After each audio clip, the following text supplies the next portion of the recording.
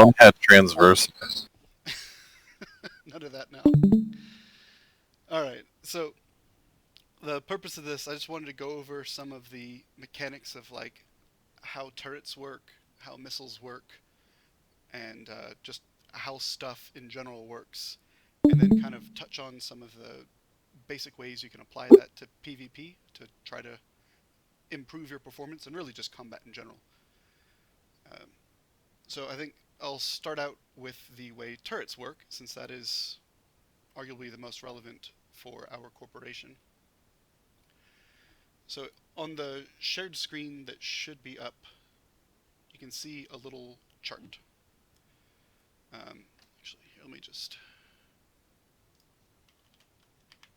do this real quick. So the way turrets work is obviously there is the DPS that they say that they're going to do, and then there is the DPS that they will actually do. And those two numbers are pretty much never actually going to align perfectly.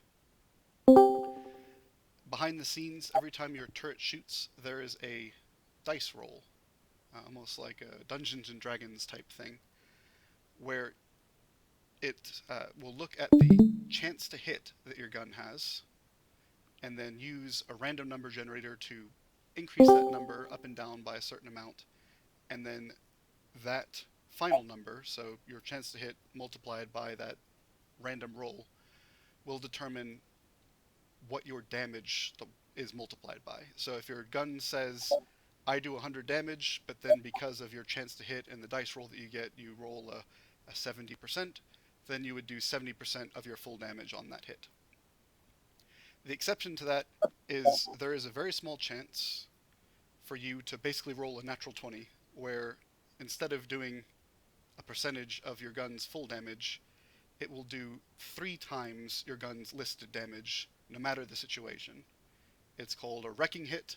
They're very rare, and they hit very hard. So, if you suddenly see yourself doing a disgusting amount of damage on a particular shot, or if you're dancing around in a frigate or something and you just fucking blow up for no obvious reason, it's possible that there was just that small chance of a wrecking shot, and RNGesus either said yes very hard or no very hard to you, depending on which end of the wrecking shot you were on there. Those are very rare though, so don't really worry about those too much. And as far as the wrecking hit goes, I believe you said that it doesn't matter accuracy, speed, transversal, nothing. It's going to be just maximum damage, regardless. Yep, 3 times your maximum damage. And at least in the case of EVE Online, and I'm pretty sure it's the case with EVE Echoes as well, um, range doesn't really matter either because of the way range works. So there is that tiny chance of just, you know, kicking ass for that one shot, um, regardless of your situation. Two things come to my mind. One, Critical Role, D&D. Yeah, it's and two, oh my god, Bloodless, we hear your voice, finally. Hey, thank you. I guess you got your Discord to cooperate. No, he changed the server. Oh, Yeah, changed the server from EU to US East. that works. All right, so for turrets, um, generally speaking, your chance to hit is going to very closely correlate with your DPS. Lower chance to hit means lower DPS. If you have 100% chance to hit, then you'll be doing very, very close to what your theoretical maximum DPS is. The way you determine the chance to hit for a turret is sort of a two-component thing. You've got the range component, and you've got the tracking component. So for now, let's just set aside the tracking component because that part is a little bit more complicated, and just focus on the range bit. So on the chart that I've currently got up on the screen, you can see I've got this blue line here. This is the DPS compared to the range for a medium pulse laser, Mark 7, just by itself with nothing affecting it. The optimal range for a medium pulse laser with nothing affecting it is 12.6 kilometers. On the chart, you can see how there's just this horizontal line that travels across right up until 12.6 kilometers, where you probably can't see it on the screen, but there's a a tiny little dot there. And then you've got kind of this curving situation that approaches 0. If your target is at or beneath your optimal range for your gun, then as far as the range is concerned, the range component of that chance to hit, you have 100% chance to hit. The tracking part can and will lower that, but if the target was sitting still, so that you don't have any tracking considerations, then as long as they are at or underneath your optimal range, then you have 100% from that component. Once you get past optimal range, you've got this curving thing that goes down. This is controlled, the slope of this, how steep this is, how quickly your damage falls off with range, is determined by the fall off of the gun. For a medium pulse laser, let's see, the fall off is 5 kilometers. So at, I guess 17.6 kilometers, which is right around here-ish, your damage is going to be, or your chance to hit rather, is going to be half of what it normally would be, so 50%. At optimal range plus fall off plus another fall off, so what did I say the fall off was 5 kilometers? I've got the memory of a goldfish, yeah. So at 22.6 kilometers, so down here, your chance to hit is like 6%. So optimal plus 2 fall offs, you can basically just say, okay, I'm just not really going to do any damage at that range, because the chance to hit, even if the target is holding still, is going to be very, very low just from the range part of things.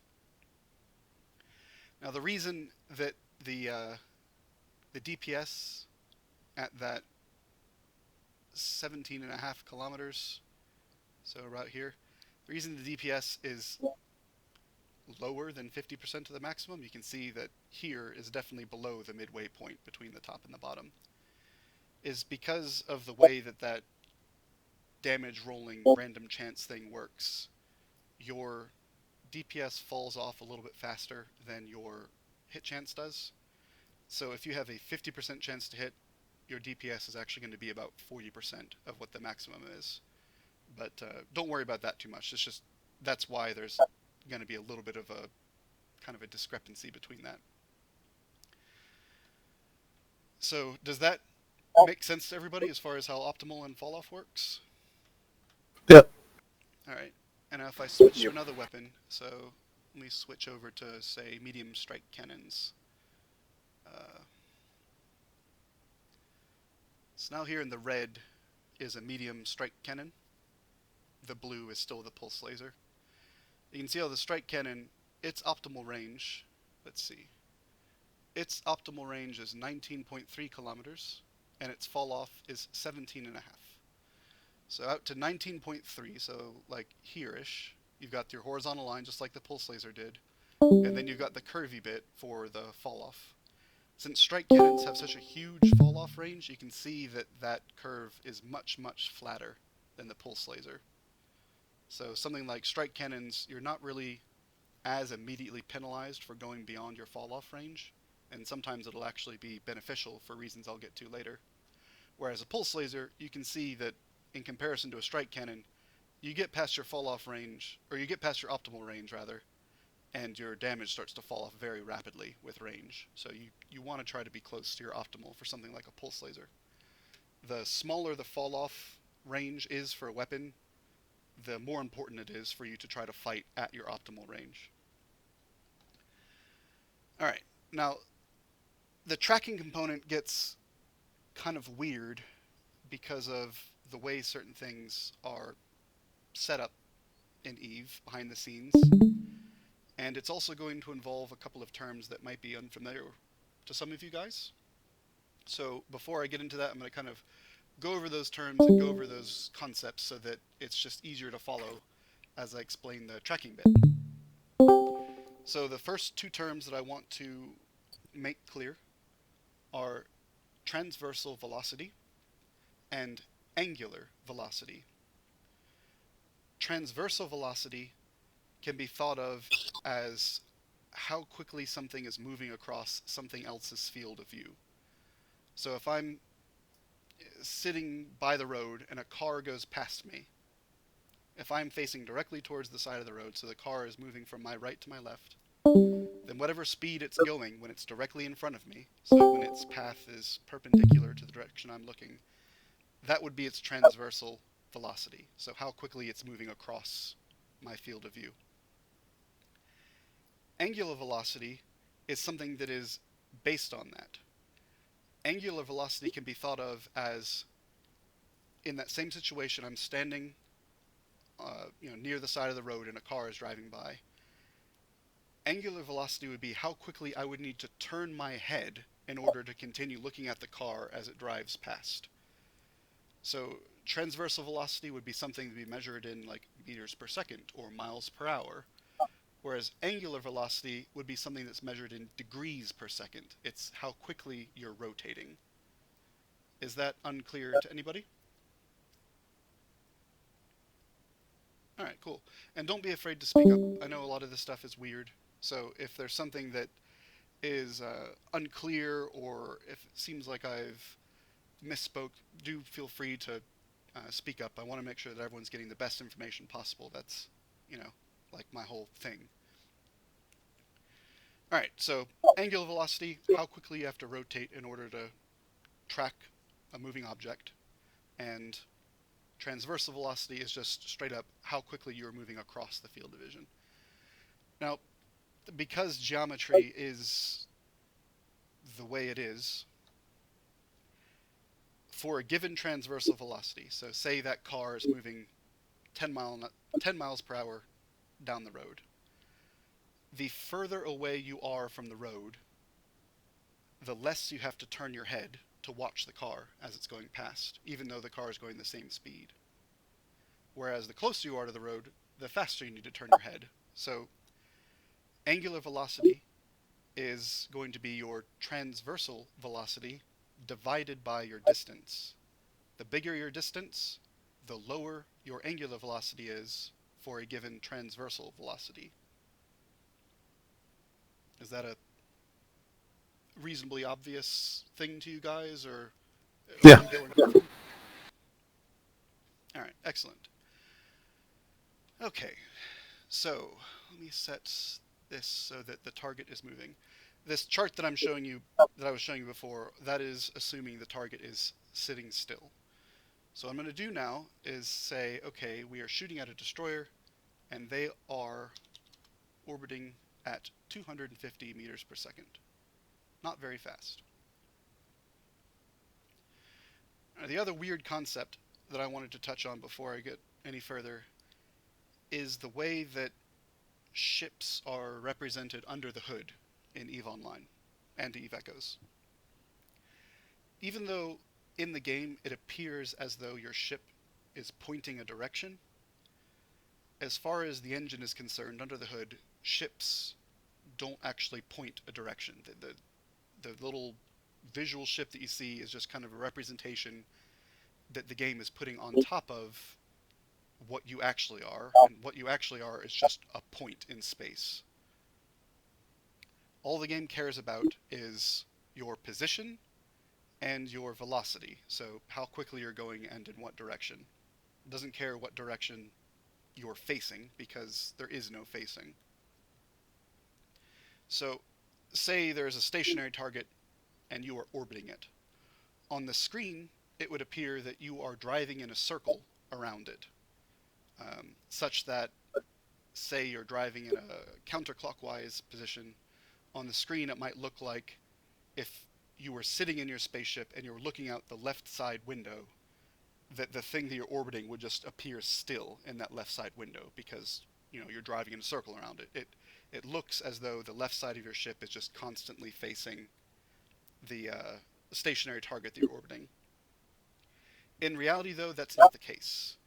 What's actually going on is, if you want to try to imagine it, if there were actual ships, imagine all of the ships are always pointing in the same direction, regardless of what direction they are moving. So, for instance, over here, say these little ovals here were the spaceships with the pointy end on top being the front, everybody is always pointing in the same direction. So if this one that I've got selected is orbiting the other one, this is how they'd orbit. You know, you'd be sliding sideways, then moving up, then sliding sideways, then moving backwards. Yeah. Yeah, it's really strange. Now the reason that's important, this line that I've got connecting the two of them, you can imagine this line as the direction that the turrets on both of these ships are pointing to shoot at each other. You'll notice that as we are orbiting the stationary target is having to constantly rotate their guns to continue pointing at us. However, as we orbit the stationary target, we are also having to rotate our guns to continue pointing at it, since we're always both facing, up, so to speak. Because of that, whatever the angular velocity of you relative to your target is the same the other way around. So if I'm orbiting a target super fast, so fast they have zero chance to ever hit me because, I'm just going too fast for the guns to keep up. Well, as far as the game concerns, they are also orbiting me super fast, so fast that my guns can never have a chance to keep up. So angular velocity goes both ways. It's really strange and kind of counterintuitive, but for whatever reason, that's just the way the game is set up. So that's something you got to keep in mind anytime you're trying to orbit something to try to mitigate how much damage you're taking, is any mitigation that you are getting from that is also potentially going to be affecting your guns as well. So you've got to just kind of make sure you don't basically orbit so fast you fuck yourself over in addition to the enemy. Alright, so with those oddities in mind, I'm going to talk about how tracking works. Every gun... Quick question. Yes, go ahead. So, theoretically, by what I think I understood, if I orbit someone at my maximum velocity, and that will also it'll lower the damage I potentially take, and also potentially lower the damage I deal? Yes. So, is there ever really a situation where you'd want to throttle yourself on an NPC? Yes. I'll definitely explain when that would be a good idea in a moment. Okay. Just a quick example was my Creor in the beta. If I had my micro warp drive on, I couldn't hit anything, and I couldn't get hit. It was basically immortal. Yeah, because if you were orbiting someone at 6 trillion miles per hour, then as far as the game is concerned, it's the same as them orbiting you at 6 trillion miles an hour, so it's kind of a give and take thing. Alright, so with that in mind, let's talk about what tracking actually is and what it does. Jet, you got something? No, it must have just been background noise.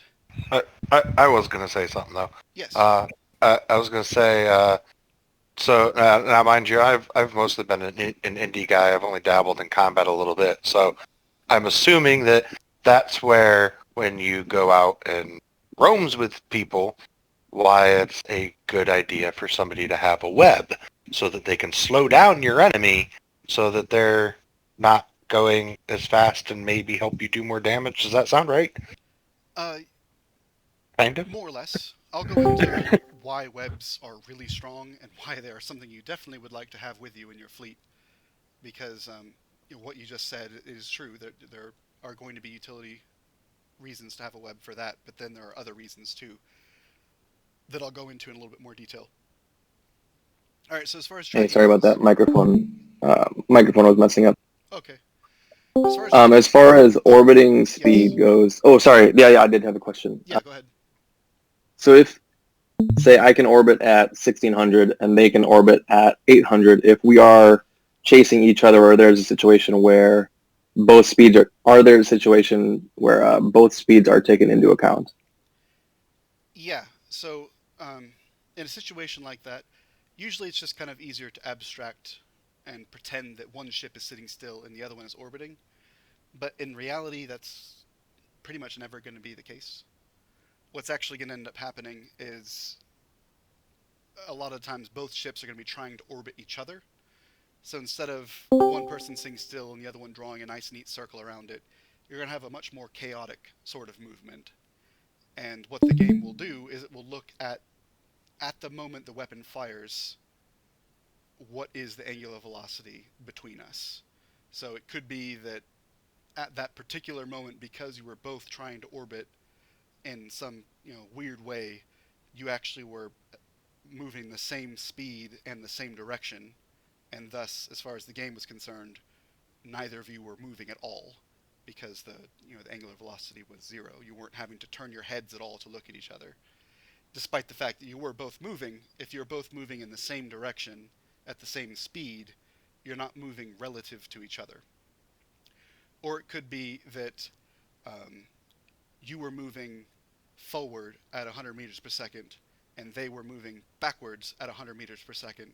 So you end up with both of them kind of getting added together instead. Or even though you're both moving at a moderate speed, because you're moving in opposite directions, you both have to turn your head very, very quickly to keep up with each other. So the moment to moment can be a lot more complicated than just a clean orbit around somebody.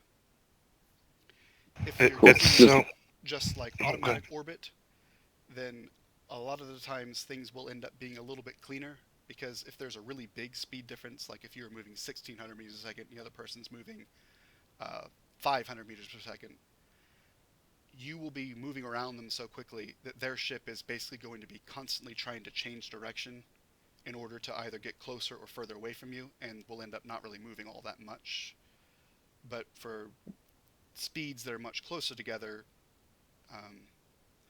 trying to use auto orbit can lead to some weird situations, and sometimes you end up having to manually pilot your ship to get the outcome that you're wanting to get.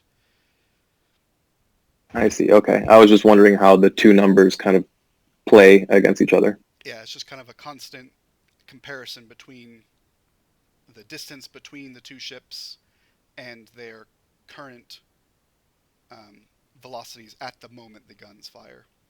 So it's it'd be changing constantly throughout the battle. It's unfortunate that there's not enough room on the Echo's overlay to actually display transversal and angular like there is on EO. Yeah, and it could be that at least angular gets added to the overview at one point. It's a really helpful number to have, but in lieu of that, you just kind of have to look at the ships in space and kind of get a general impression of what's going on. Usually you either want your angular to be very high or very low, depending on what weapon you're using, and you can just try to move in such a way to achieve whatever your goal is. Alright, so for tracking, all turret weapons, so everything from lasers to decomposers, anything that is a turret, will have, and drones as well for that matter, because drones are basically just small ships with turrets on them. All turret weapons have a tracking number. That tracking number is effectively compared, because of the way it's represented in game, there's not really an easy way to say, oh, you just take tracking and divide it by this, that, or the other. It's kind of weird. But the game considers the tracking of your gun, higher being better, with the signature of the target, the signature radius of the target. The bigger the target is, the easier it is to hit. And the angular velocity, not the transversal, but the angular velocity of the target, to figure out your chance to hit. So let's, here, let me just turn the pulse laser off so it's easier to see.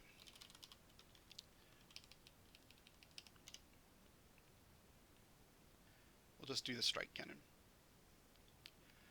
Right now, the situation that I've got set up for this chart is we are shooting at a destroyer that has a transversal velocity of 250 meters per second. So either the destroyer is sitting still and we are orbiting them at 250, or we are sitting still and they're orbiting us. It doesn't matter, like I said. Now you can see the dotted blue line here. That was the strike cannon if the target was sitting still. So that was your chance to hit strictly based on range. This solid one is your chance to hit based on range and tracking. And you can see that there's a big gap between them, especially when we get into shorter ranges.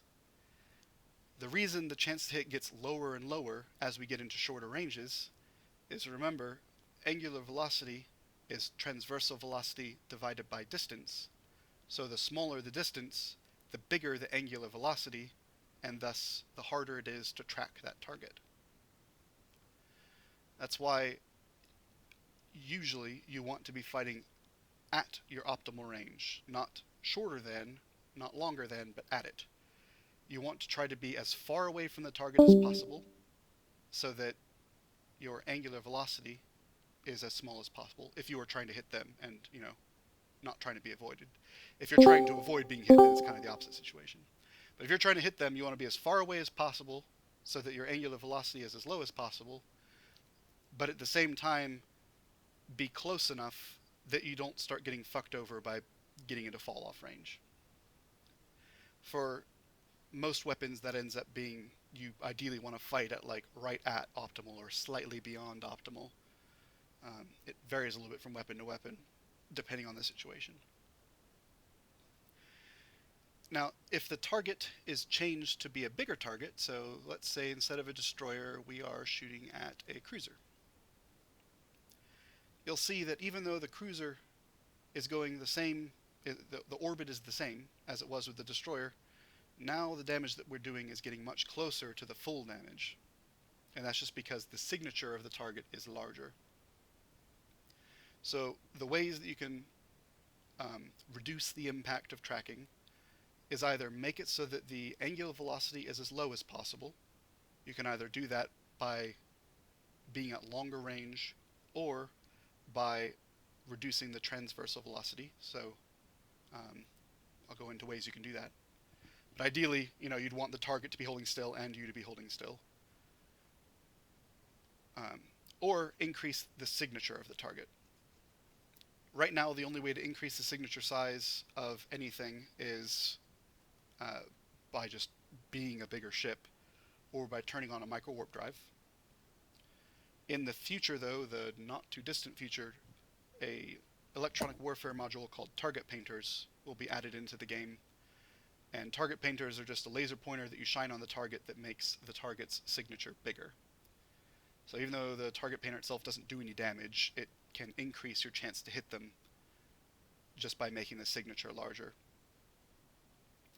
Now, a little bit about micro warp drives making your signature bigger. That's something that's important to keep in mind if you are using a micro warp drive. They make you go very fast, which is good. It makes it harder to track you because you're moving so quickly.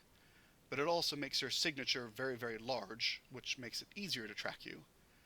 And in the end, if you are trying to avoid taking damage by orbiting someone with a micro warp drive, unless you have some bonus on the ship that reduces the impact to your signature that the micro warp drive has, it ends up kind of being a push. Like, sometimes they help a little bit, sometimes they actually hurt a little bit, just because even though they are making you so much faster, they're also making your signature so much bigger that it ends up more or less canceling out. I learned that experience the hard way in EVE Online for some stupid reason. Grabbed a micro warp drive instead of an afterburner and stuck it on my Terra. Ended up getting locked at a gate. Lost multiples of billions of ISK in BPOs that were all trained at 2020. Since the Terra is an industrial ship, its signature is already pretty big. When you activate the micro warp drive, as far as the game concerned, you were probably flying a Titan. Yep, pretty much. I looked at the thing later and I'm like, why the hell did I have that on there? And yes, I cried about it afterwards. I literally rage quit. I closed the game and was like, fuck this. Yep. Sometimes learning can be very expensive. All right. Paradox. Yes. Sorry. Signature radius compared to transverse. I mean, I know it's a speed differential and whatnot, but say you're in a frigate and you're going up against a cruiser. Mm-hmm. I mean, the chance to hit's pretty low, is it not? Well, that's an important thing that I actually forgot to mention. I'm glad you mentioned that. So, you'll recall before that I said that the angular velocity between you and the target and you is always the same. It's important to remember that while that is true, the signature size and the tracking of the weapons are not necessarily the same. So if I'm in a frigate, and I've got an afterburn on my frigate, and I've got some very high tracking speed small weapon on my frigate, and I'm shooting at a cruiser, I can be orbiting very, very quickly, because even though the angular velocity is very high between us, I've got a high tracking weapon, and I'm shooting at a bigger signature target. So the impact of that angular velocity, to me, is very low. Whereas for the cruiser, even though the angular velocity is the same, they're shooting at a much smaller signature radius, and the tracking of their weapons is much lower. So even though we have the same angular velocity relative to each other, my chance to hit is much higher, just because my weapons have higher tracking, and I'm shooting at a bigger target than they are, whereas their weapons have worse tracking, and they're shooting at a smaller target. So that's why... And also, Yeah, that's why when you are in a small ship fighting a bigger ship, orbiting them, especially if you have a smaller weapon size than they do, orbiting them can be a very valuable thing to do, because while it will hurt your DPS a little bit, it will hurt their DPS a hell of a lot more. So the defensive advantage that you get from that is worth the small loss of offense that you get. hence speed tanking. Yeah, and that's the entire basis of speed tanking. For speed tanking, you are going fast enough and or close enough to the target with a small enough ship that their weapons cannot track you properly, so their chance to hit gets very low. So, for instance, I've got the chart set to medium autocannons right now. If I make this a frigate, and I say they're orbiting at 600 meters per second with an afterburner, you can see That was 1600. Yeah, 1600, not 600. 1600 meters per second with an afterburner is very doable on a frigate if it's Yeah. like a Yeah, Slasher 2 or an Executioner 2. We were just pointing out that you verbally said 600. Well, 1600 meters per second. You might notice that the solid blue line is gone. All you can see is dotted line. That's because the chance to hit for that medium autocannon is basically zero. They're just not really going to be able to hit you. Whereas if I change... It's there, it's just on the floor. Yeah, it's basically gone. But let's say I set the other weapon on the chart to a small autocannon, and I change the target to a cruiser. You can see the blue line over here. This is the small autocannon.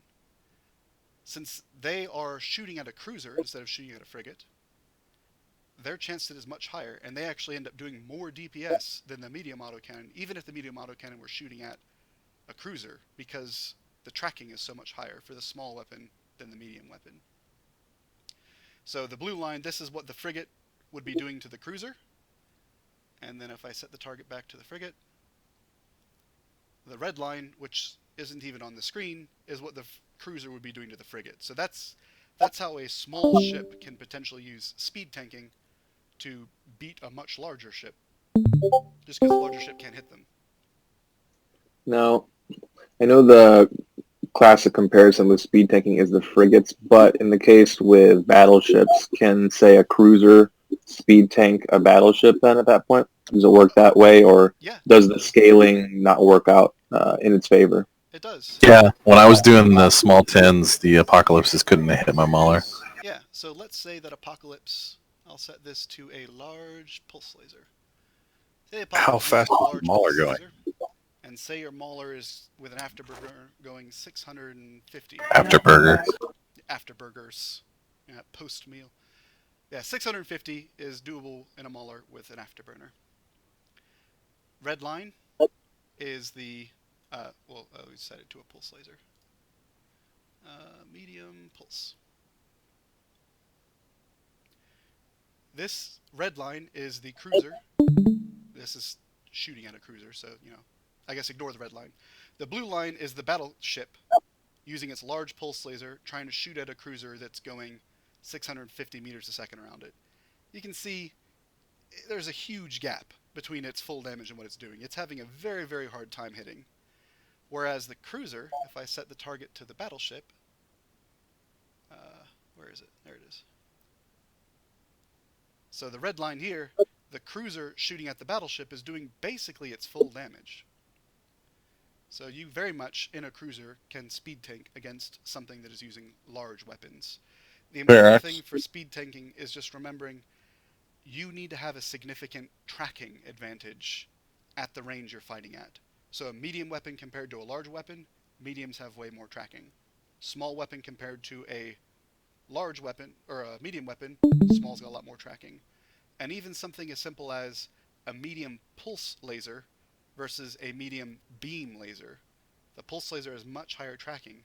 So if the pulse laser is orbiting at its optimal range, the medium beam laser is going to end up doing way less damage.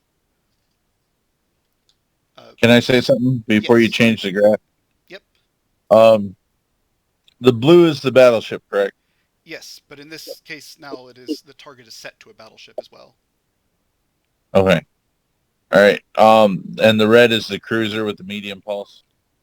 The red is medium pulse laser, yes. So if you notice at the very front of the graph, you'll see that the large pulse doesn't even come into effect until 5 kilometers, Yep. whereas the medium pulse comes into effect at 1 kilometer. If you can stay within that range, it can't even touch you. Yes. And this is for shooting at a battleship. So if I change it back to shooting at a cruiser, so, from the battleship's perspective,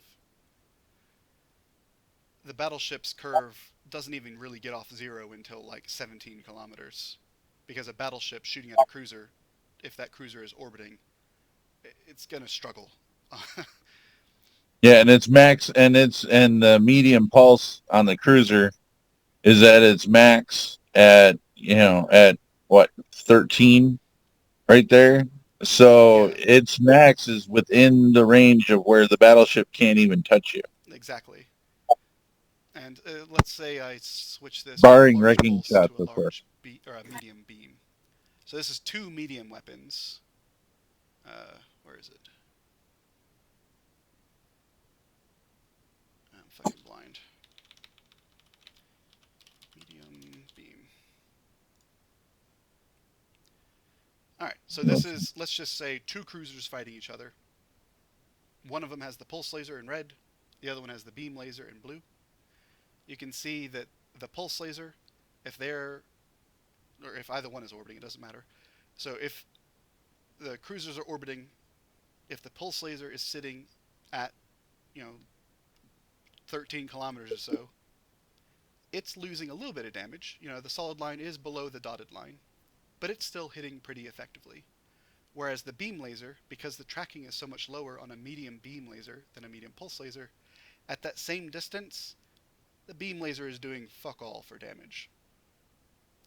However, if the beam laser user were able to get more distance on the pulse laser, so even if the orbit is happening at the same speed, if they're further away, because they're further away, the angular velocity is lower, their damage goes up a lot. Whereas the pulse laser, because the pulse laser is getting outside of its optimal range, its damage goes down a bunch. So you can see that just 2 cruisers fighting each other, the pulse laser is probably going to win if they can keep the range right around that 13 kilometer mark, whereas the beam laser is almost certainly going to win if they can keep the range up here in the 23 kilometer range. Whoever has the faster speed wins. Yeah, potentially, and that's one of the reasons that I'll get into with why webs are really powerful. So That's why strike cannon stabbers are actually quite popular right now, because they're one of the faster cruisers and have insane range. Yep, speed is a very powerful thing. Alright, so does tracking and angular velocity, transversal, all that crap, does that make a fair amount of sense to everybody now? yes, thank you. Cool. Now for missiles... In Oh, Can I go ask a ahead. quick question on that? Yeah. In the situation where you're a beam user and you're facing a pulse user, Mhm. it would probably benefit the pulse user to orbit at a closer range because they're probably going to be trying to pull away from you. And on the flip side of that, is it true that the beam user then, if they wanted to make that distance, it's probably best to just dart off in a direction to try and make that distance? Is Yes. that kind of the way to play against your counter Yep. in that situation? In general, yeah. So that's a good Cool. kind of segue into the next thing I want to talk about, which is some of the piloting tactics you can use depending on your weapons platform. So in general, a long-range ship, unsurprisingly, is going to want to stay at long range. Ideally, they'd be fighting right around their optimal, but depending on the situation, it might behoove them to go even further out than their optimal. So instead of a medium beam, since it was mentioned, let's throw in a medium strike cannon. Now the medium strike cannon, its optimal range is 19.3 kilometers. So right around here. Now you'll notice that its curve, the solid line, is actually higher further out than that. So if you were fighting right at your optimal range, like right around here, with that strike cannon, in this particular instance of that 650 meter transversal, which is not necessarily super realistic in this situation, but let's pretend it is, you're actually better off fighting outside of your optimal range, because even though you're taking a chance to hit penalty for going beyond your optimal range, the benefit that you're getting from being further away, and thus making the angular velocity smaller, outweighs the losses of going beyond your optimal range. So even though the optimal range of the strike cannon is that 19 point whatever I said, the range at which it's doing its peak damage, its ideal range, I guess you could say, is all the way out to 25.5 kilometers. So if you were in a long range ship, you're going to want to be fighting at long range. And that has two advantages. The first advantage is the obvious. You're further away, so the angular velocity is lower, so the tracking isn't as big of a deal. And I guess three reasons, really. The other obvious reason being, if the opponent has a short-range weapon, they just straight up won't be able to really damage you, because you will be further away than they can effectively fight at. The other really important thing is that a short-range weapon, in order to be effective, has to get close to you, which means they're going to be flying towards you.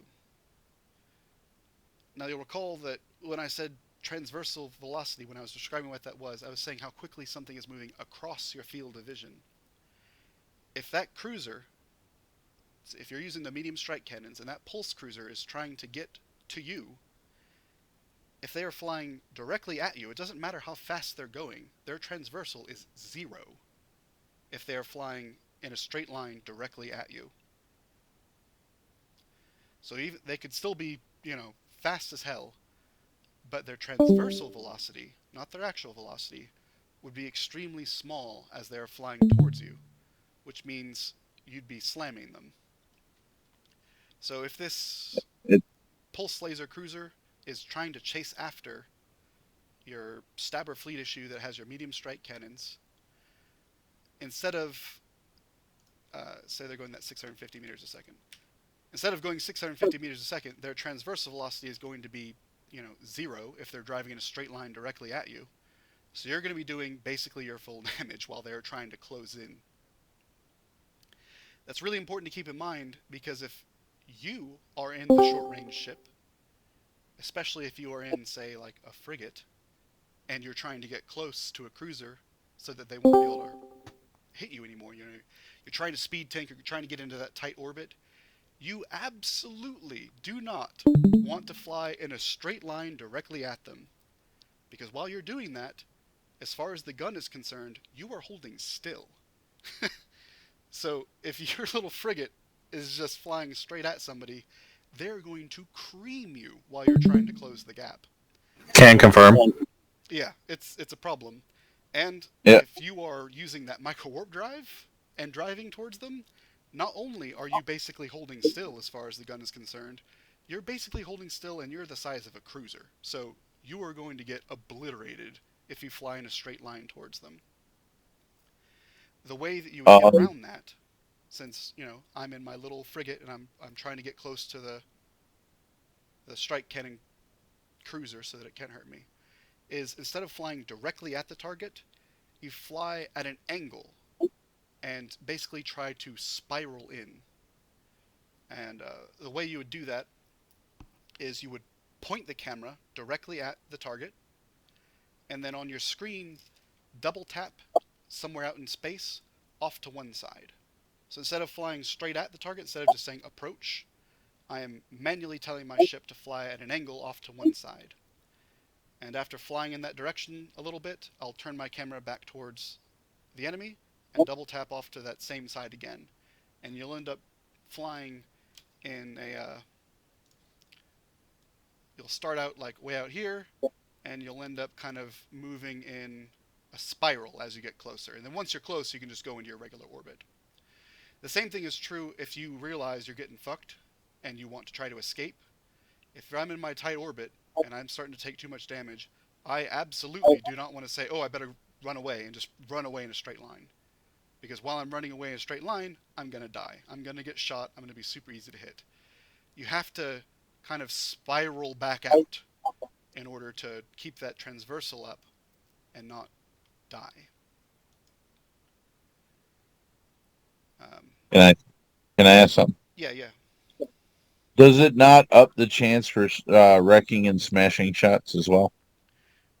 Wrecking hits are always that same super low chance. It's not changed with going directly away or towards an object? No, the wrecking hit specifically, that natural 20, so to speak, that's just the same super low chance no matter what. Okay. I was smashing just hit- curious about that. I wasn't sure. Yeah. The smashing hit, all the other things that you'll see, so like smashes, penetrates, hits, glances off, all of those other things are just describing a range. I don't have the exact numbers in front of me. I'll pull them up while I'm talking. But basically, I can't type and talk at the same time. Never mind. Basically, those are just saying the general quality of a hit. So just arbitrarily, we'll say if your gun does between 50% of its full damage and 100% of its full damage, the game will say that was a glancing blow. Anything that falls within that 50% to 100%. If you do between 100% damage and 120% damage, it will say that was a hit. 120 to 140, it'll say that was penetrate, and so on. So those other ones, hit, penetrate, glances off, smashes, those are just kind of give you an idea of the quality of that particular hit. Wrecking, specifically, is that special case critical hit, basically. And those, there's nothing you can do to increase the chance of those critical hits happening. If you're seeing a lot of glances off, that means there's probably something going on that is hurting your chance to hit. So it could be that the angular velocity is too high, or maybe you're fighting too far away, something like that. Something is decreasing your hit quality. If you're seeing hit, penetrate, smashes, that just means that your chance to hit is good. Like you've done what you need to do to get your chance of hit up, and that is just kind of showing your random rolls, that the natural variance that you get with those random rolls from a good hit, basically. Does that clear that up? Yeah, it does. Thanks. I just wasn't 100% sure if going away or towards the target would actually increase the chance. Yeah, it doesn't matter for those. Alright, so yeah, that's tracking, and some of the tactics you'd want to use. If somebody is orbiting you... Alright, so here's another situation that I encountered recently. Hey, Frenox, that's Yes. interrupt you. about the spiraling thing. Yes. When I would run like kiting fleets and shit, oftentimes the direction we would spiral would be like down and at an angle away from the ship, usually like, I don't know, like somewhat like a 45-degree angle or a little bit higher than that.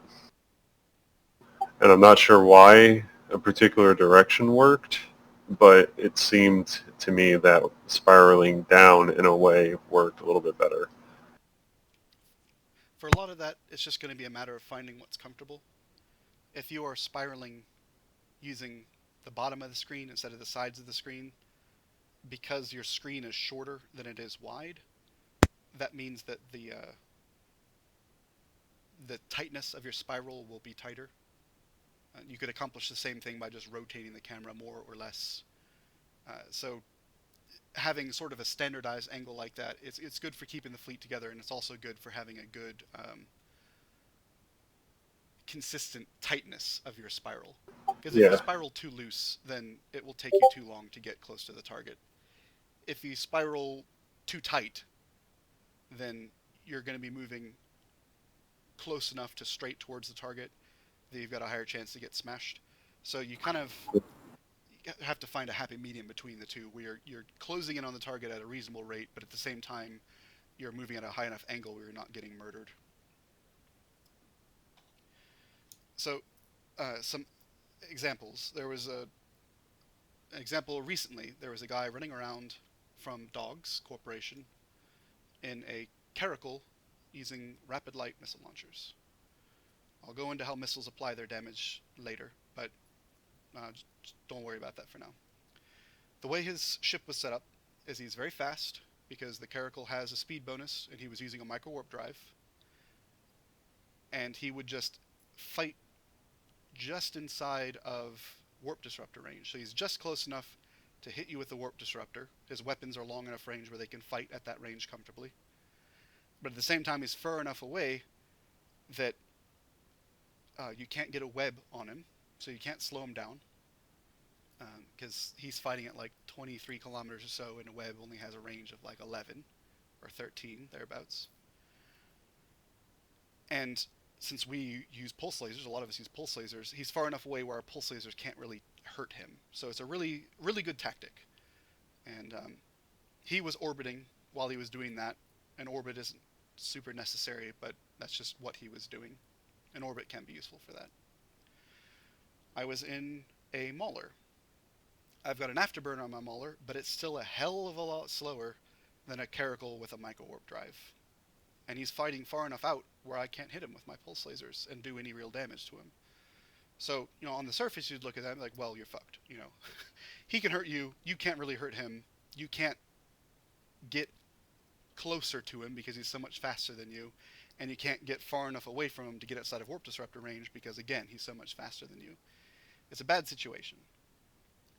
But the way you can get out of that situation, if you have enough speed, is, let's see, what is it? I think it's sometimes referred to as rubber banding. But basically what you do is you're watching the ship that's orbiting you. So they're drawing a circle around you. Let me go back to my other thing. So here's the Caracal flying in a circle around me. When they are in this part of their orbit, so while they're going up, what I can do is drive in the opposite direction, fly down a little bit. And what that causes is the Caracal, since I am now, I wish I had 2 pointers, since I'm now moving this direction down, and they, in their orbit, they're going up, they don't have perfect agility, so it takes them a second to try to, compensate for that. So all of a sudden, while they're trying to swing around for their orbit, I'm getting into a longer range than they want to be in. So now the Caracal is going to turn to try to get back to its attempted orbited range. It's going to be starting to move towards me. Once I see that it's moving towards me, I can do the opposite thing. I can start driving towards the Caracal. So now it has a bunch of momentum kind of moving towards me, trying to catch up. And I'm moving towards it. So it has to basically change direction again and try to move away from me. So now it builds up a bunch of momentum going away from me, Once it's doing that, once it's starting to move away from me, I can again turn around and move in the opposite direction. So now it has a bunch of momentum going away, I'm going the opposite direction, and I can potentially open the range up enough where I can break out of its Warp Disruptor range.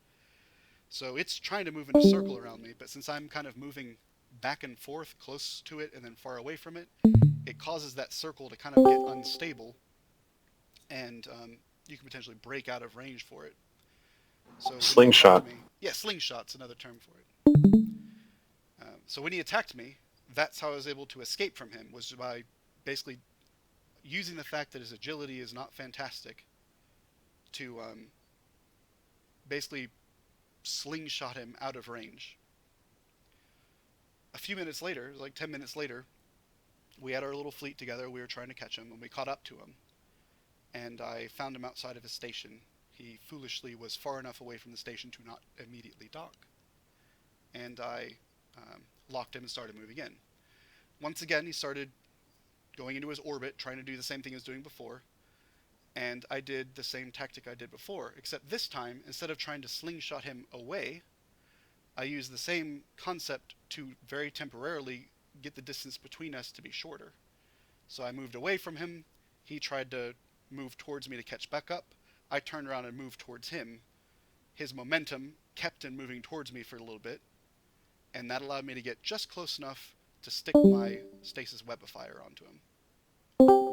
Once that Stasis Webifier got onto him, now he is suddenly moving, less than half the speed he was moving before, and I've got enough speed where I can actually catch up to him, start getting the distance to be tight enough to just beat the shit out of him with the pulse lasers, and he died. So, even though he was faster, and had the long-range weapon and was fighting at the long range, I was still able to, using that kind of back and forth thing, abuse the fact that he doesn't have perfect agility, because no ship has perfect agility, get the range close enough to put that web on him, slow him down enough where I could now dictate the range instead of him dictating the range, and just beat him into submission with pulse lasers.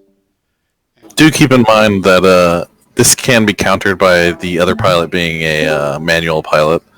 yes, So it doesn't always work, but it is good information. it doesn't always work. It's also, I it's got a also especially useful if you're with friends who are slower. You can use their orbits to manipulate the opponent into coming into their range. Exactly. So if I'm seeing So- somebody who's orbiting me, I can just drive away from my allies such that when the enemy that's orbiting me moves in their circular path around me, that path takes them right into the middle of all of my allies, and the allies can grab them and beat them up.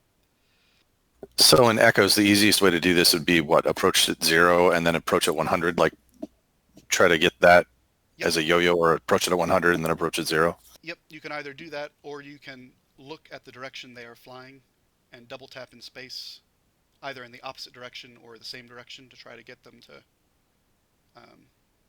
screw up that way. But Okay. the easiest way, not necessarily the most effective way, but a still reasonably effective way, and the easiest way would be approach them and then watch the distance between you guys.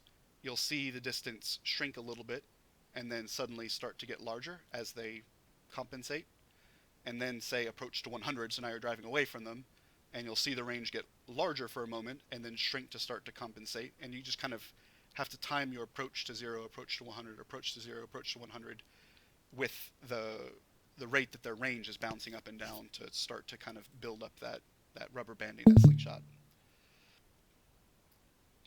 If their ship has high enough agility, much higher agility than you have, then that tactic will not work very well.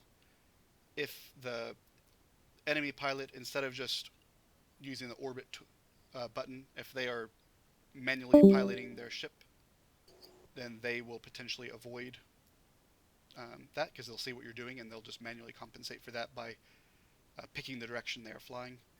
However, for something like the tactic the Caracal is using, that's really difficult to do manually, because they are trying to fight right at the edge of Warp Disruptor range. If they screw up for even a short amount of time with their manual piloting, they'll end up out of Warp Disruptor range, and as soon as they do that, I can warp away, because they're not disrupting me anymore. So, manually piloting your ship can be very powerful, but it also, because of just the inherent latency of a player having to constantly update the direction they're flying, sometimes it can be hard to use or just impractical to use in certain situations. Yeah, I mostly manual pilot in PvP, but it's never 100%.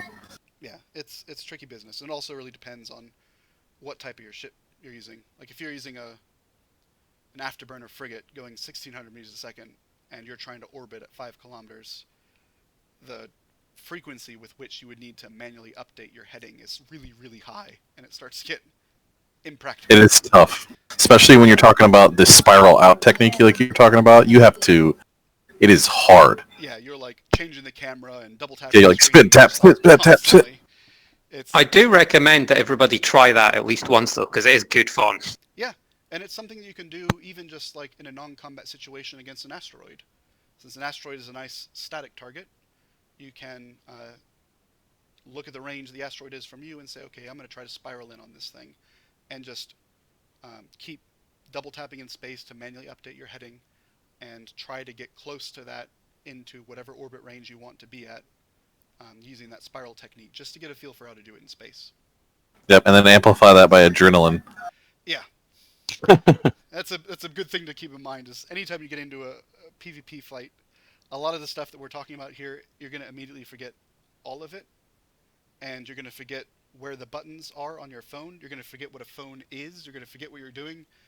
Just the first many times that you get into a fight, you're going to forget everything, and it's going to be chaotic. And once the fight's over with, you're going to be like, what the fuck was I doing? And like that was...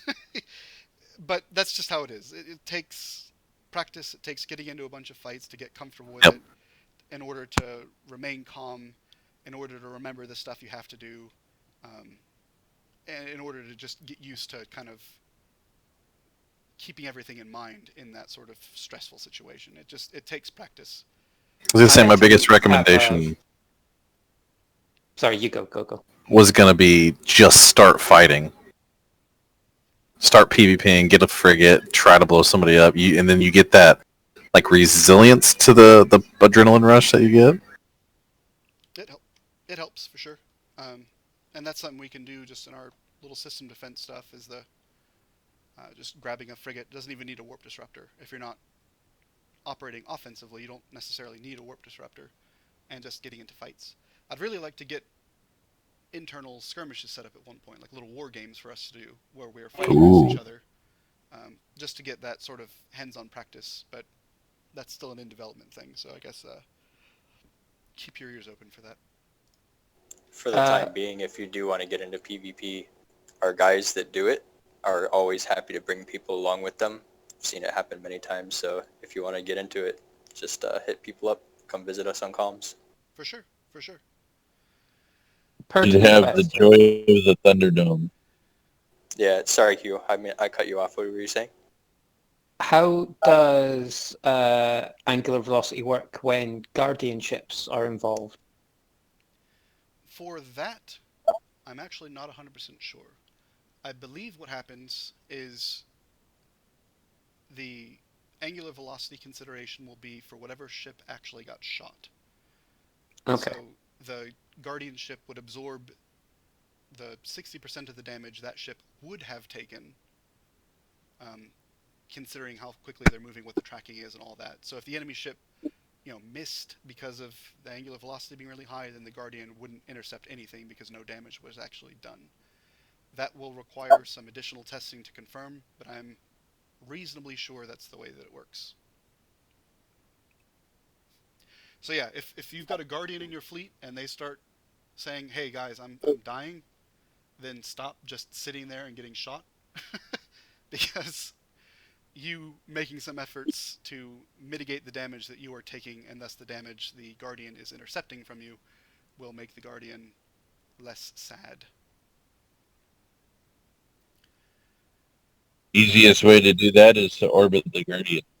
Yeah. And that's the thing, is the whole transversal velocity, angular velocity, orbiting the enemy, you don't necessarily need to be orbiting the enemy. You just need to be moving across their field of vision. So a lot of the times just being moving, like Val just said, if everyone's just orbiting the Guardian, or recently we've done a lot of those Dead Space sites. A lot of the times whoever the tankiest ship was, be it Budless or Nina, everybody was just orbiting Budless, orbiting Nita in a short range. Even though you're not orbiting the enemy, just the fact that you are moving around and thus don't have zero transversal velocity compared to anybody can reduce the damage that you're taking by a considerable amount. It makes a very big difference. I had a kind of off-topic question about that, if you don't mind. Sure. So, like in the situation where we orbit Nina, when you have 20 ships orbiting Nina at 3 kilometers or 5 kilometers, what are the chances we run into each other and our transversal becomes 0? The chances are non-trivial. You'll probably be bumping into people here and there, just because everybody's in that 3-kilometer shell and ships are not small. But it's not too big of a deal. No, I mean if you are bumping into people constantly and you're like, oh fuck, I keep bumping people and thus temporarily stopping and I'm dying because of it, you can just make your orbit a little bit bigger or make your orbit a little bit smaller just so that you're not in that same path as everybody else. Correct me if I'm wrong. Yeah, go ahead, Hugh. Orbiting in the sort of situation where you're orbiting something other than the enemy, orbiting vertically is normally a better idea than orbiting horizontally. Man, imagine if we had a choice to do that. Yeah, it'd be nice if we could. Well, you can kind of manipulate it, but it's not ideal, is it? It doesn't ultimately matter. The ideal situation would be if you were. How do I describe it? So, say there's a line being drawn between the enemy and the thing that you are orbiting. Ideally, your orbit would be a circle that wrapped around that line. So, like, the classic innuendo where someone takes their finger and sticks it through the loop of another set of fingers when they're indicating sex. That loop would be your ideal orbit, traveling around that line. The reason for that is if you are in that sort of path, you are never flying directly towards or away from them, so you always have some amount of transversal. In practice, though, it's difficult to manipulate orbit to be just like that, and a lot of the times, not 100% of the enemies are going to be clustered in the same spot. So, in practice, it doesn't really matter that much.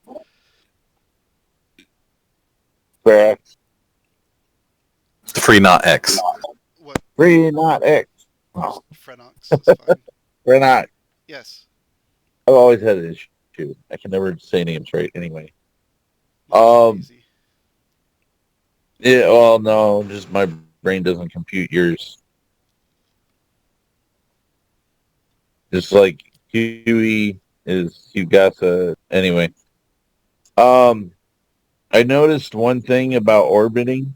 If you change your velocity, like you go, say you got your afterburner on and you change it down to 75%, trajectory on your orbit actually changes. Have you noticed that? Yeah, that could happen. And the reason for that, ships all have different agilities. The rate at which they can accelerate. Since, as I said before, ships aren't actually pointing a direction, they're just, a single point in space that is moving around. If you're flying in a circle, that means you are constantly changing your velocity, because the direction of that velocity is constantly changing, and thus you're constantly accelerating. So the faster you're going, or the worse your agility is, the harder a time your ship is going to have orbiting at a given orbit. So if I have a really fucking fast ship that has really crappy agility and I try to orbit at 5 kilometers, I'm probably not going to actually orbit at 5 kilometers. I'm probably going to end up orbiting closer, like 7, 8, or 9 kilometers, just because my ship can't turn tight enough to stay in that close orbit. Or if it does, I'll be moving way slower than my full speed, because the ship, again, it doesn't have the acceleration to keep up that tight speed when it's constantly having to change its velocity so much. So if you have your afterburner on, and then you turn it off, suddenly your top speed is much lower, the rate that you're orbiting goes down, and thus you're able to orbit a little bit tighter for that, since your agility didn't really change. Does that make sense? Yeah, ships have a turning circle, essentially. Yeah, pretty much. And if you try to orbit tighter than your ship can maintain, your ship will either end up slowing down a bunch or orbiting much further than you're telling it to, just because it can't orbit that tight. It can't turn that tight. I got one last off-topic thing, if you don't mind. Sure. So when we're orbiting Nina, by my understanding of a lot of the encounters I've been in, the initial targeting does have a lot to do with proximity. So in theory, by us balling around Nina, she is less likely to be targeted, correct? Potentially, yeah. Depending on the way that the NPCs decide to target. It seems that they don't always target strictly Not based on always, yeah. proximity, but that might have a role. Yeah, I think there is some manner of threat algorithm that they do to determine priority, but I don't think anybody's done enough to actually work out what that actually is at this point. In a way, though, that can kind of be ideal, because if everybody's orbiting and, the enemies aren't all in a single point, they're going to be kind of spread out a little bit. That means that when they all spawn in and start trying to target, who is closest is going to vary from enemy to enemy, so the damage will end up being spread out a little bit. True. Even though, we're going to ultimately have ships that are the tankiest ship, it's usually going to be better for the damage to be spread out a little bit rather than concentrated all on a single target. So, True. Or you get super unlucky. Yeah, or you get super unlucky and get focused and just, blapped. Blap. Guardians will help with that, which will have access to Guardian cruisers relatively soon now. Less than 2 weeks. Okay, let's see. Oh yeah, webs. I imagine webs, one of the big advantages of them is a little more obvious now. Being able to control the speed of the fight, and thus being able to control the range of the fight, is very powerful. Even if you have a long-range weapon, like, that medium beam laser, and you're going to be wanting to fight out at, 20 kilometers, let's say, but you see that your webs are only 11 kilometers, it's still a good idea to have those webs. Because if an enemy gets close to you, say they do get within that 11 kilometers, you can web them and slow them down, and then just drive directly away from them. And even though they're fast, and they're much closer to you than you'd prefer them to be, because you have webbed them, they are now much slower than you are driving away from them, which means they're trying to drive towards you, which means their transversal velocity is very, very low. So even though they're close to you, because you have the big speed advantage here, you're able to manipulate the direction everybody's flying to some degree, lower their transversal velocity, and fuck them up even with your long-range weapons. To actually do that in the game, it would just be a matter of, I'm in my beam laser Omen Navy or whatever, and a frigate gets really close to me. I would apply all of my webs, potentially 2 webs, onto that frigate to slow it way the hell down, and then click and hold on the approach button on that frigate, drag out to like 20 kilometers or whatever it is, and that will cause my ship to just fly directly away from the thing that's trying to get close to me, and that'll help drop the transversal velocity very low and make it easier to pick them off.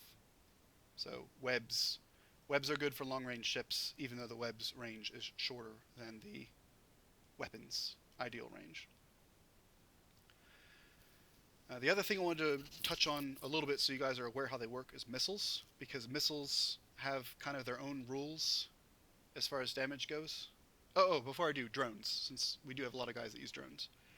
Drones, I mentioned before, they're basically just a small ship with a turret on them. So they follow all these same rules that we just went over. The kind of special thing with drones being that they are effectively always sort of the situation of the frigate trying to speed tank the bigger ship. They're just very small ships that get in close to those tight orbits and try to fight from there. Even when attacking larger targets, because drones do orbit as quickly as they do, they can potentially outrun their own guns, so to speak. They can give themselves tracking problems sometimes. Can confirm.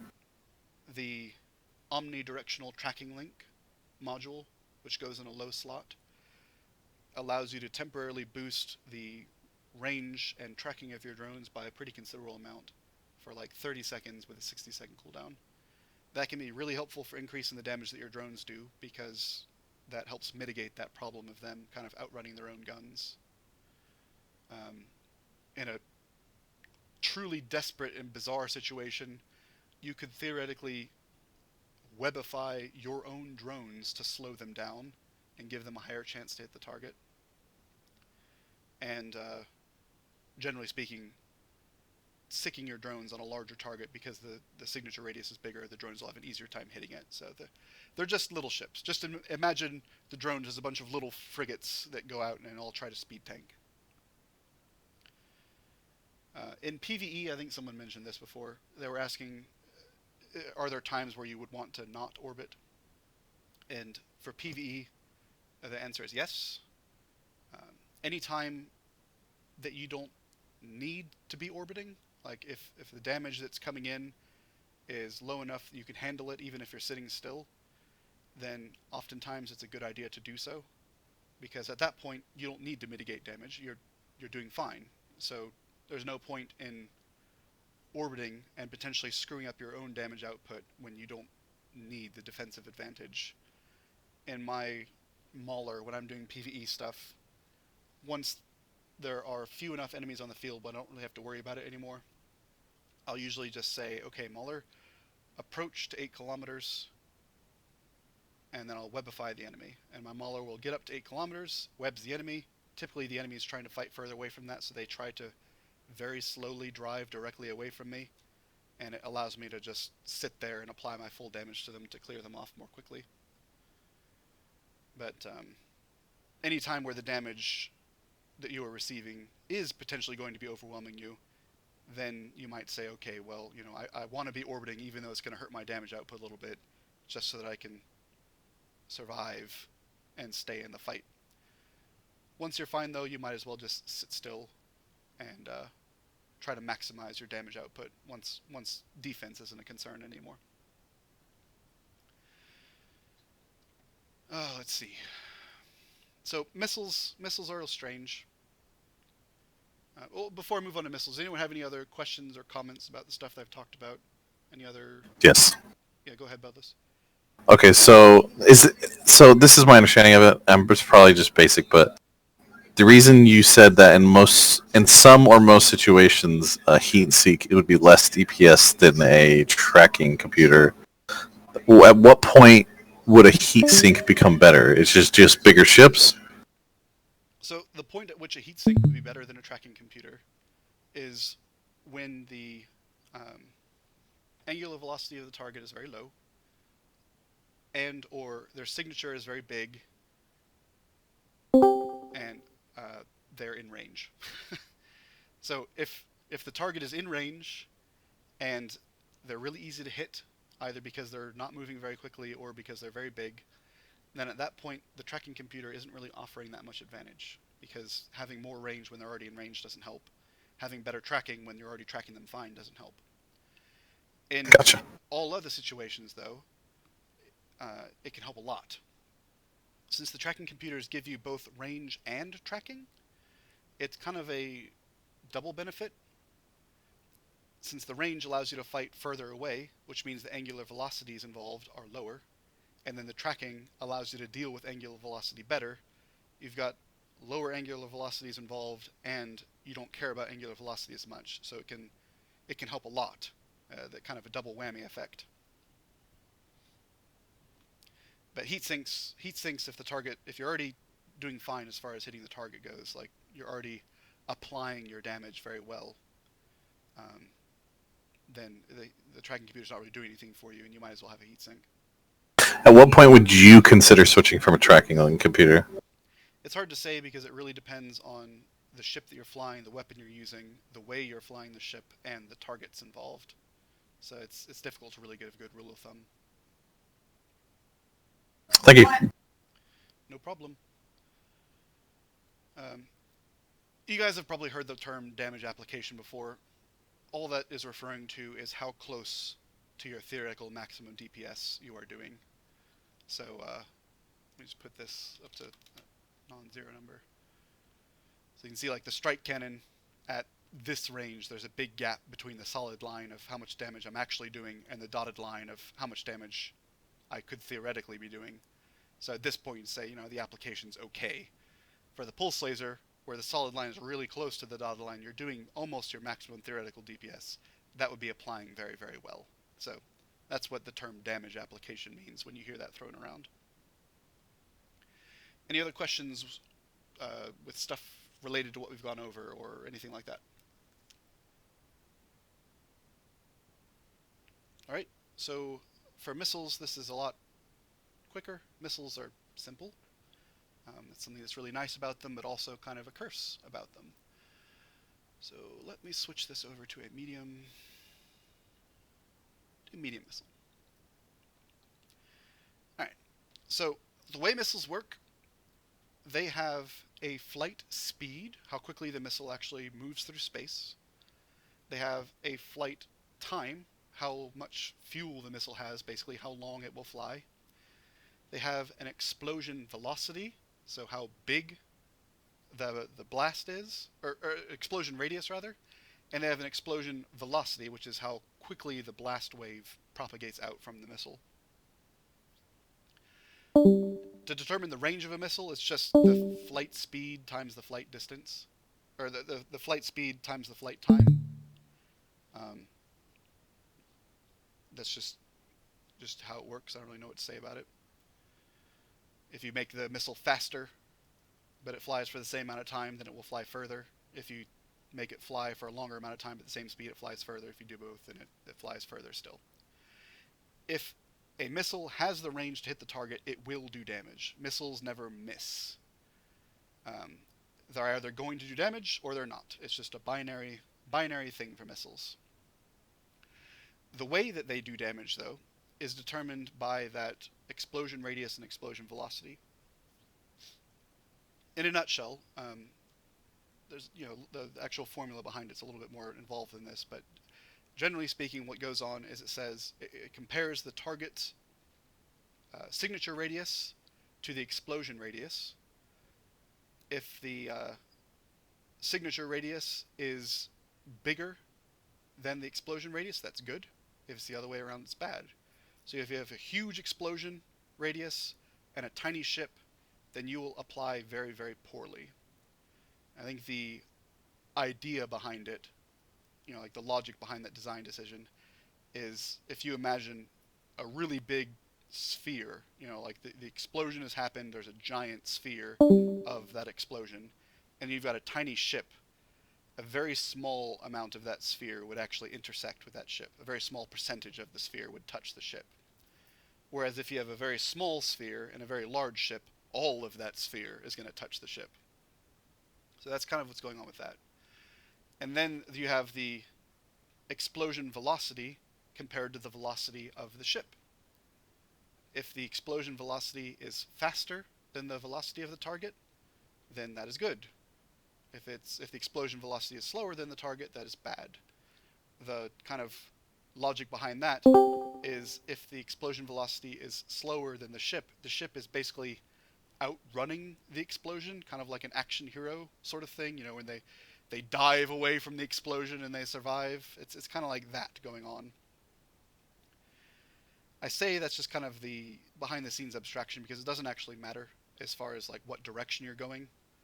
I can be going 650 meters a second directly into the explosion and I will still quote-unquote outrun the explosion velocity if it's small. So the direction you're traveling doesn't matter, it just matters how fast you're moving. I guess you could say, assume that when a missile hits you, it always is, hitting you from behind. It's always chasing you, as far as trying to make it make sense in your head.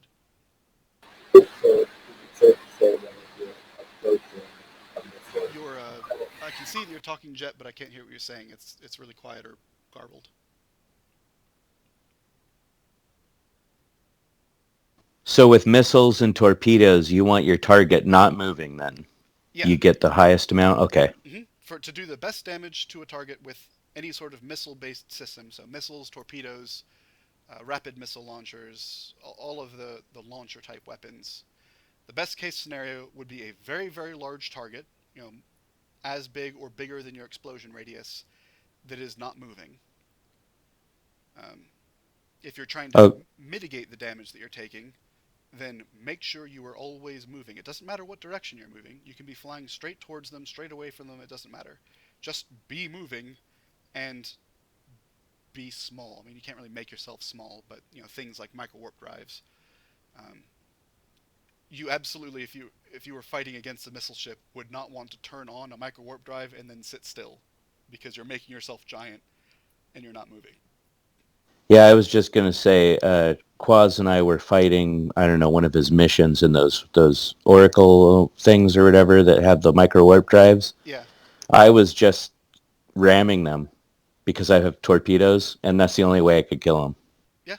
If you ran them and it causes them to slow down for a moment and they still have that micro warp drive running, then your torpedoes will suddenly start applying very, very well, because their micro warp drive is making them huge, and you've rammed them so they're not moving very fast, and your torpedoes will love that. Yeah, it was like a kamikaze move, but it was the only thing that I could do to help. Yeah, So it's just true. FYI for everyone out there, you web them and then just friggin' ram them, literally ram them. So the situation I've got for the chart here, it's a cruiser. The target is a cruiser, and they are moving at 650 meters a second. The blue line here is a medium missile. You can see that against a cruiser, if a cruiser is moving 650 meters a second, a medium missile kind of sucks. Like, the damage that it's doing versus the damage it could be doing, it's applying very, very poorly. And that's largely because the cruiser's moving 650 meters a second, and the medium missile's explosion velocity is 81. So, kind of a problem. Now, if I were to switch these over to the rapid launcher, you can see it's a very different situation. The rapid launchers are now doing very close to their full damage, and that's because the rapid launchers, what the rapid launchers do is they basically fire a missile from the previous size. So a medium rapid launcher, for all intents and purposes, is firing small missiles. And because of that, the explosion velocity is 170 meters a second, which is still not super fast, but the explosion radius is only 40. The signature of a cruiser is roughly going to be in the 125 range. So even though the cruiser is going much faster than explosion velocity, because the explosion radius is so much smaller than the signature radius of the target, the negative effects of the speed are largely mitigated. It ends up doing mostly its full damage there. A missile will never do more than its full damage. So even if you're using like a small torpedo and you are attacking a Titan, the most damage you can do is still just 100% of your full damage. Even though the target is way bigger than your explosion radius and going way slower than your explosion velocity, you still only do 100%. So with missiles, you're always trying to get as close as you can to applying at full, but you're never going to get like bonus damage or anything like that. Not even if you roll a 20? Nope. Missiles don't have the damage rolling system like turrets do. They will do the same damage every single time as long as the situation is the same. So is it safe to say then to approach a missile user, you can go directly at them? Yes.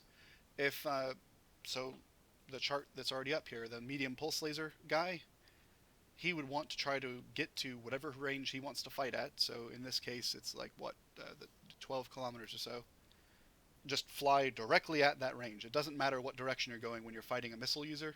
You just want to get to whatever range you want to be at, and once you're at that range, orbit.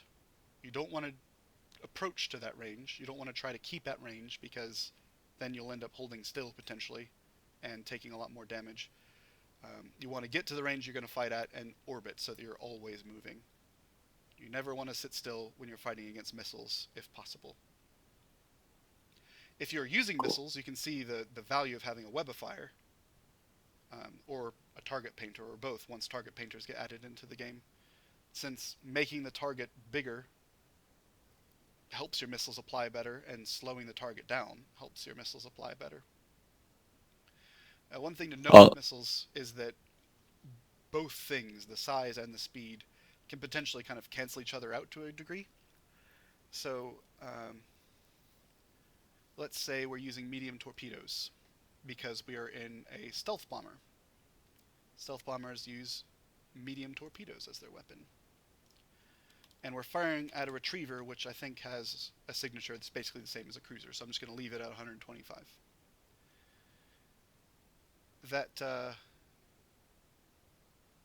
Ooh, something's not rendering correctly.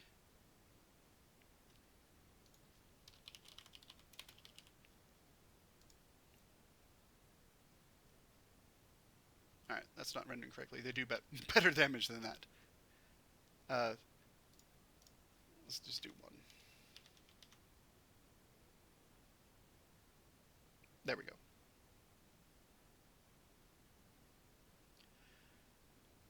If the retriever is sitting still,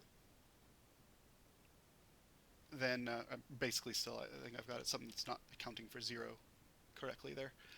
If that retriever is sitting basically still, your medium torpedoes on your stealth bomber are going to be doing pretty well because their explosion velocity by default is 100 meters a second, which is much faster than 0, and their explosion radius is 125, which if the retriever's signature is 125 is perfect.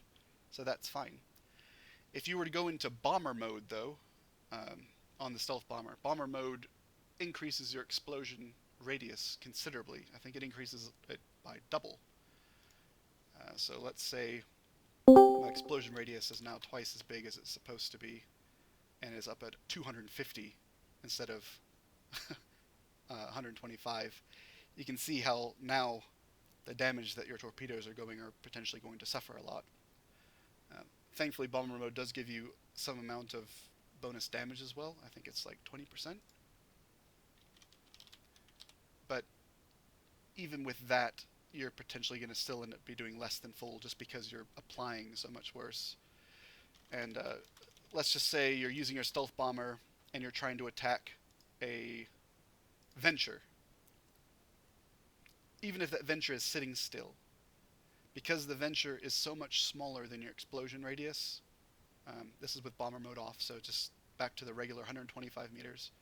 Because the Venture is so much smaller than your explosion radius, even if they're sitting still, you can see that the damage that you're going to do to them is getting severely penalized, just because a medium torpedo attacking a frigate just has a very hard time applying damage.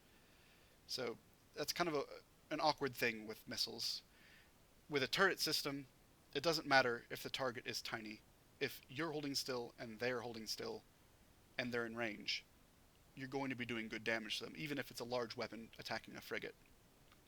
Once people start moving around, then you've got tracking to worry about. But, theoretically you could do full damage.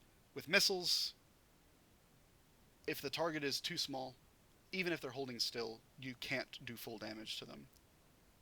You'll always hit them, you'll always do some damage to them, but you can't do full damage to them because they are too small for the weapon they're using. So missiles are kind of weird. They are very consistent, which is good in some ways because you don't have to worry about missing, but also bad in some ways because even with really good piloting, there's nothing you can do beyond trying to get the opponent to either be bigger or slow down to improve the damage your missiles are doing. Like, you can't try to lower the transversal velocity to get a better shot or anything like that. You just kind of have to let the missiles do what they're going to do. So, missiles are weird. Anyone have any questions about missiles?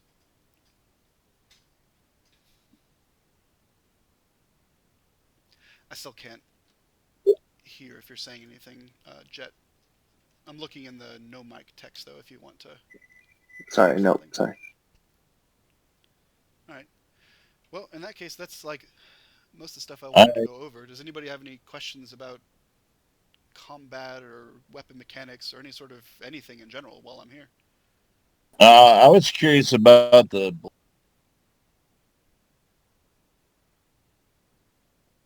Does that only affect the damage, or did they do anything else to them in the EE compared to EO?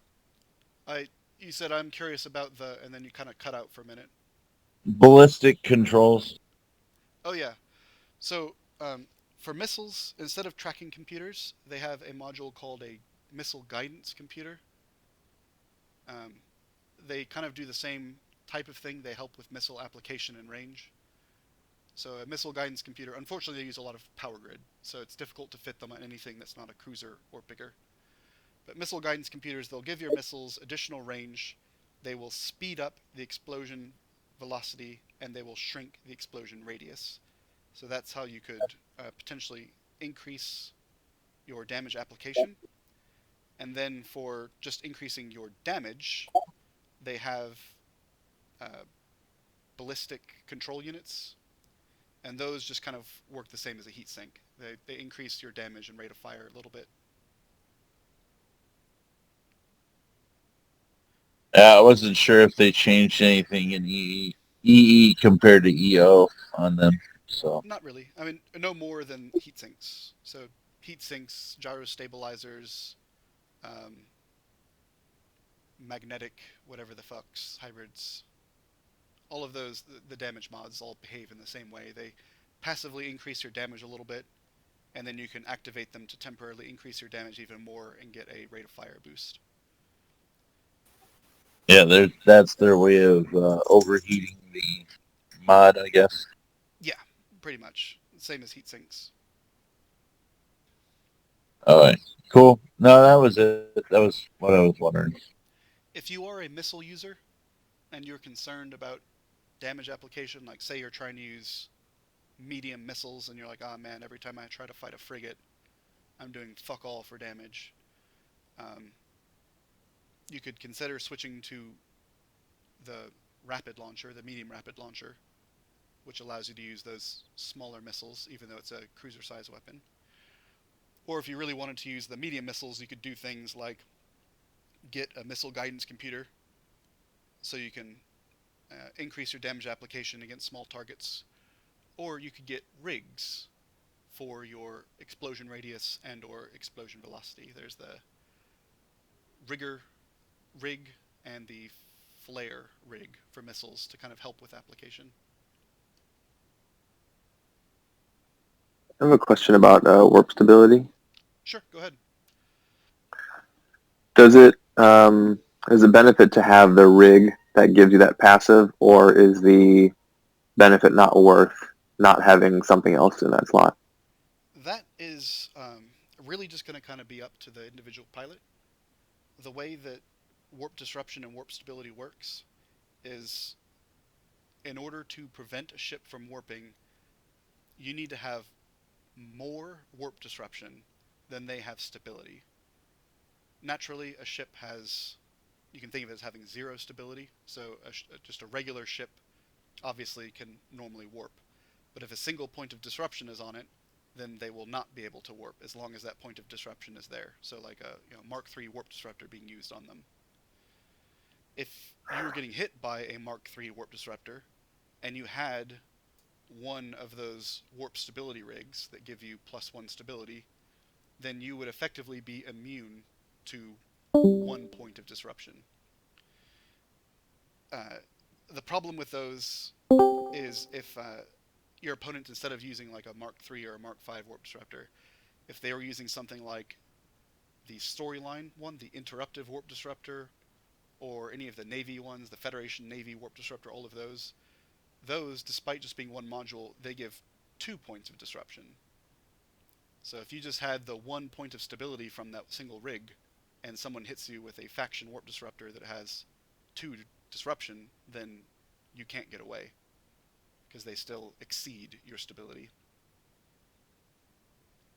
So the stability rigs, they can be helpful, but you kind of have to decide, okay, well, how many warp disruptors, how many points of disruption do I expect to be hitting me, and is the cost of giving up the rig slots necessary to cancel that worth being able to cancel those disruptions?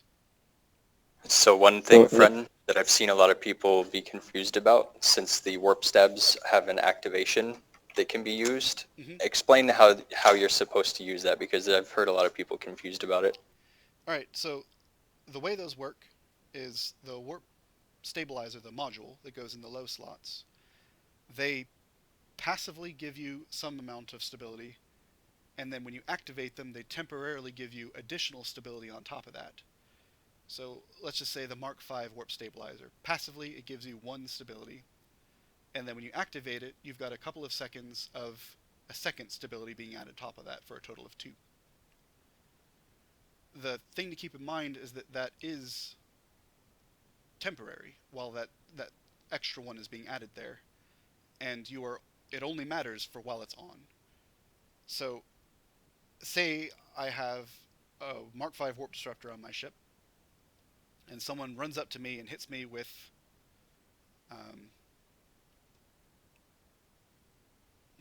the Storyline Warp Disruptor that gives 2 points of disruption.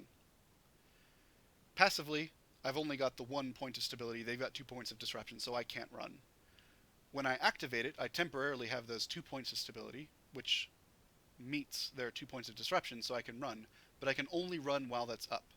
So what you would want to do, ideally, is when that person starts disrupting you, do not activate the thing right away. Align your ship. So whatever you're going to try to warp to, instead of hitting warp, hit approach. Your ship will start moving in the correct direction. In order to warp to something, you need to be moving towards that target at 75% your maximum speed or greater. And that velocity has to be in the correct direction. So if I'm moving at, my full speed, but not in the correct direction, I won't be able to warp until my direction of travel has reoriented towards the target I'm trying to warp to. You'd want to align to the thing you want to warp to, and once you're aligned, activate your stabilizer and then click warp, because you've only got that limited window of your protection. If you were to activate your warp stabilizer immediately, then it's possible that you'd activate it, you'd temporarily be immune to the warp disruption that's hitting you, but your ship would take several seconds to align and get ready to enter warp, and by the time it's ready to enter warp, the active effect of the warp stabilizer might have expired, and you can't warp because you weren't ready to go at the right time. So it's a good idea to try to align first, and then activate the stabilizer when you're actually ready to warp at that moment. That way you don't miss your chance. Is that what you were referring to, JB? Yep. I've just had to explain that to several people before, so I wanted it to be, recorded. Yeah. And if you are the aggressor, that is why they bump you a lot. If somebody rams you while you're trying to align, then that will potentially give you a whole bunch of velocity in the wrong direction and make it so that you are not aligned, and extend the amount of time it takes your ship to try to prepare for warp. Another interesting thing to note on that point is if you are the aggressor, you do not want to apply your web first. You want to apply your warp disruptor first. Because if you web someone, then suddenly their max speed gets very low, which means the speed that they're currently going might already be 75% of their now reduced max speed, and they instantly warp away. So you want to make sure you put your warp disruptor on first, and then once they're disrupted, put the web on to slow them down so you don't accidentally help them warp faster. That same thing can be used, it's used a lot in EVE Online. In EVE Online there are these ships called freighters. There are these giant cargo ships with enormous cargo capacity that are stupidly slow. They take ages to align. So a lot of the times what people will do is they will have an ally in a ship with a bunch of webs, follow them around, and each time they're getting ready to jump to the new place, they'll have their ally web them, which lowers their maximum speed and thus decreases the amount of time it takes them to align to escape. And also on that point, though, a way to get out of bumping is kind of a luck thing, to be honest. But if they bump you in a certain direction, and there happens to be an anom, an asteroid belt, or a planet, you can actually realign to those, and you could actually get out of there quicker. Yeah, if they bump you in a direction, and you see that, okay, the direction that I'm moving now, there is something I can warp to in that direction, If you try to warp to that, it's possible that the speed and direction they just bumped you up to would be what you need to do to warp towards that thing, and you can just warp directly to it. So definitely keep an eye out for anything you can warp to in the direction of your current travel if you need to escape. Yeah, the joy of being indie prey for 15 years. Yeah, it's definitely good stuff to know. You learn tricks of the trade along the way every now and then. That same kind of quirk of lowering your max speed to decrease the amount of time it takes to align, that can also be used with the sniper ships. And I think the stealth bombers have something similar with their bombard mode. Any ship that has a mode they can activate that lowers their maximum speed. So for the sniper destroyers and the cruisers, any of the sniper ships, they have a mode they can activate that temporarily lowers their speed, their maximum speed, to basically nothing. You basically have to hold still. Transport has that as well. Yeah, they've got the like recharge mode or something. No, defense mode. Ah, yeah, that's right. It's the logistics have the recharge mode. Anything that has a special mode that lowers your maximum speed, what you can do is start to align towards the thing you want to warp to, and as soon as you see your speed move up from 0, activate that special mode that lowers your maximum speed. Suddenly, your current speed is higher than 75% of your maximum speed, and you can warp. So, even though my little Telwar destroyer normally takes like 4 or 5 seconds to align, or whatever it is, if I time it right, I can warp effectively instantly, because as soon as I start to align, activate sniper mode, max speed drops to like 3 meters per second, and I warp immediately. So kind of a fun little quirk to keep in mind for anything that can lower your max speed, be it a web or a special mode or anything like that. In a case where you're roaming for PvP, either in a fleet or solo, would it be more beneficial to use one of your low slots for the warp disruptor or stabilizer with a passive and an active, or to sacrifice one of those rigs and use some other kind of low slot? Kind of depends on the ship that you're using. Okay. The ship that I like to use for my personal, just when I'm going out hunting a solo target or just fucking around, is that little Telwar sniper. And the setup that I have, it's very fast. It uses a micro warp drive, so its speed is like 1500 meters per second. I don't have any warp stabilizing rigs or modules on there, because if I'm in a fight that is going poorly, usually what I'll do is just get out of range of their warp disruptor. Because you don't need warp stability if you can get out of range of their warp disruptor. You just leave. If you were in a slower ship that you don't think you would be able to escape warp disruptor range, then it might be worth considering sacrificing a low slot or sacrificing some rig slots for some warp stability, such that if a fight starts going not your way, you have the option to leave. But at the same time, you have to look at it where it's like, okay, yes, I have the potential ability to escape, but at the same time, since I'm giving up a low slot or I'm giving up a rig slot, I'm also decreasing my combat performance just by the opportunity cost of not having, combat stuff in those slots. And I don't know if the chance I'll have to escape in the first place. I don't know if you brought it up, but the scan resolution. Yes, the warp stabilizers, they decrease your scan resolution considerably. Scan resolution determines how fast you can lock on to targets. The way that's calculated, which I actually have a thing right here, is it compares the target's signature to your scan resolution. Those two numbers get put into a formula, and that determines how quickly you lock. The higher your scan resolution and the larger the target's signature, the faster you can lock. So if I were to change this from 104 to like 300 for like, I don't know, a much larger ship, you can see my lock time got much shorter. Or if I were to change this scan resolution down to like 50, the lock time gets way longer. So having that warp stabilizer means it's going to take you longer to lock onto an enemy, which means it'll take longer to apply your warp disruptor to the enemy, and they might be able to escape. So it's an important thing to consider.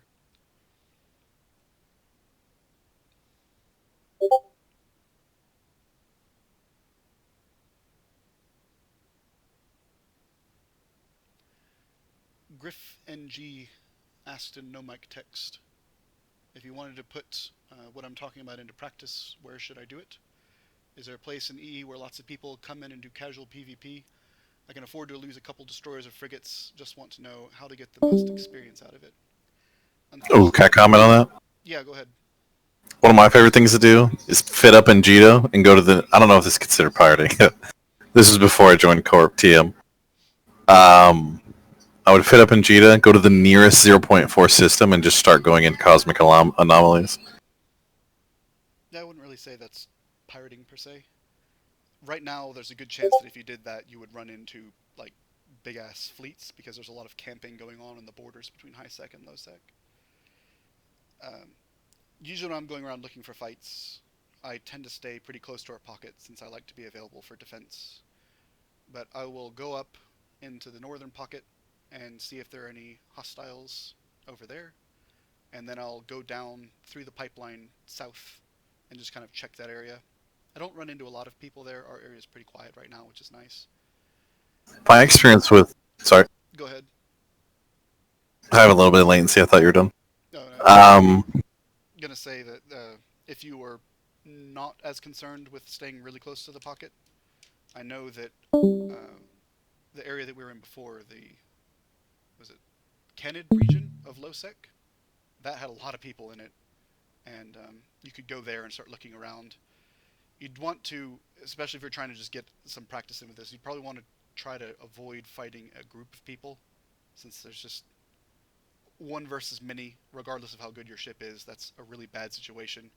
If you're in a blinged out ship and you have like 2 destroyers attack you, like that's a situation where you'd still want to consider running. Like you really don't want to be outnumbered, especially if it's 1 versus many. That's a really bad time. But you could look around and see if you can find any isolated people to try to fight. Again, even without a warp disruptor, you can still practice things like trying to get in range without taking too much damage, trying to do as much damage as you can without them being able to kill you, stuff like that. Without a warp disruptor, chances are your enemies will escape, you know, if the fight starts to go against them. But even if you don't actually get the kill, it's still good experience. It's still some practice. Still gets you used to the shaky hands that you'll inevitably get every time you get into a fight. So, you know, it can still be valuable experience.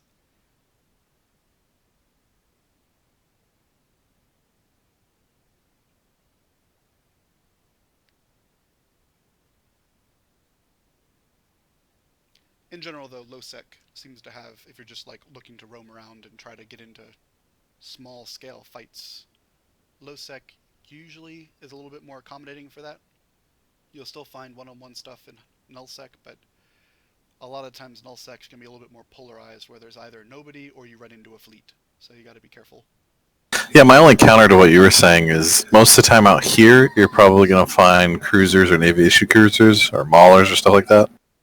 Some of the higher end stuff. And then like 0.4 to 0.1, you're more likely to maybe find trainers and stuff, which are pretty fun to fight. Yeah.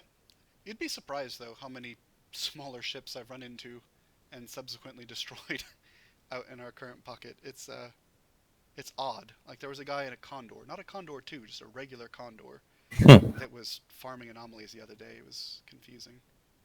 But you're right. In general, out here, since it usually takes a larger ship to farm these anomalies, you're usually going to run into larger ships. Whereas Lowsec, you know, you're going to have people that are still in smaller stuff looking to farm the stuff out there. So it's something to keep in mind when you're trying to decide what sort of thing you want to fight. Anyone else have any other comments, questions about, you know, anything even remotely related?